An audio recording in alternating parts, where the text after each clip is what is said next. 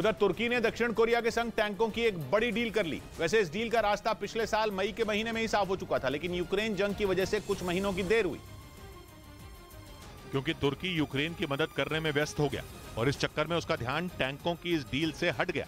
लेकिन ग्रीस से बढ़ती दुश्मनी के बीच तुर्की को फिर से इस डील की याद आई और दोनों देशों के बीच अल्टे टैंकों से जुड़ी डील हो गई। इस डील में दक्षिण कोरिया की अहमियत इसलिए अधिक है क्योंकि वो तुर्की को 1500 हॉर्स पावर वाले इंजन देने वाला है, जिसके बाद तुर्की 1000 अल्टे टैंक बनाएगा।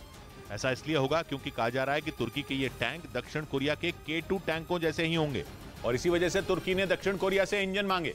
वैसे इससे पहले तुर्की ने इंजन की यह डील जर्मनी के संग की थी, लेकिन यूक्रेन जंग की वजह से जर्मनी उसकी मांग पूरी नहीं कर पाया, जिसके बाद तुर्की को दक्षिण कोरिया से डील करनी पड़ी और उसने तुर्की को 2030 तक सारे इंजन देने का वादा किया।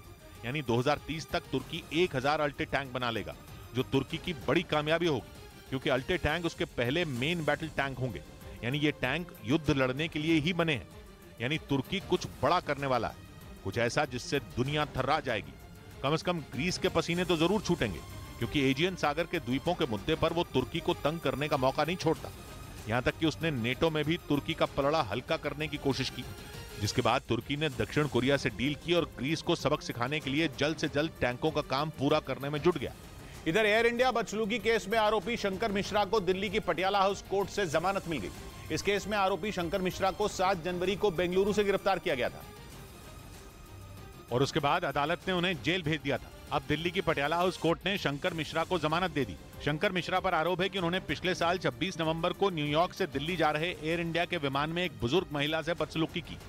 इस बीच भारत का संविधान बहुत जल्द संस्कृत भाषा में उपलब्ध होगा। इसके लिए कानून मंत्रालय ने 11 सदस्यों की एक कमेटी का गठन किया, जो संस्कृत भाषा में संविधान का अनुवाद और संशोधन करेगी। इस कमेटी में देश के कई संस्कृत विश्वविद्यालयों के शिक्षक, व्याकरण के विशेषज्ञ और कानून के जानकार भी शामिल हैं। बताया गया कि अगले 6 महीने में संविधान के संस्कृत में अनुवाद और संशोधन का काम पूरा कर लिया जाएगा।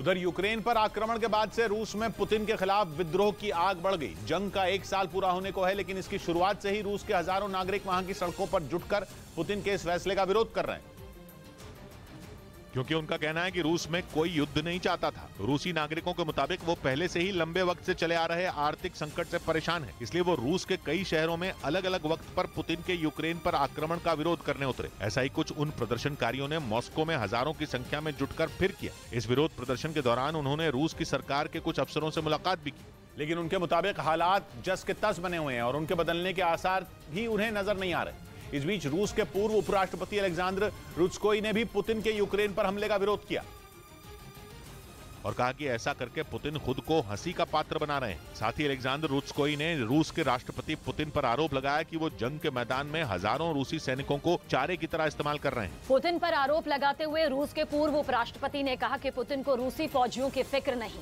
उनके मुताबिक ये युद्ध कभी छिड़ना ही नहीं चाहिए था। अलेक्जेंडर रुत्स्कोई ने कहा कि ये उनके देश के लिए त्रासदी से कम नहीं, क्योंकि रूस के सैनिक बेवजह लगातार अपनी जान गंवा रहे हैं। मैंने नहीं देखा इस तरह का चीट, इस तरह का क्रिमिनल माइंड पूरे जेल स्टाफ को ब्राइब कर देगा। मैं सोच भी नहीं सकता था। गवर्नमेंट फंक्शनरी को इम्पर्सनेट करता था, आवाजें बदलता था। टारगेट भी बहुत पावरफुल धनवान लोगों को करता है। ये एक ही चीज से रुक सकता है, अगर आप इसकी जीभ काटें। न्यूज चैनलों के इतिहास में पहली बार न्यूज 18 इंडिया की web series FIR number 208 streaming 3 February 9 PM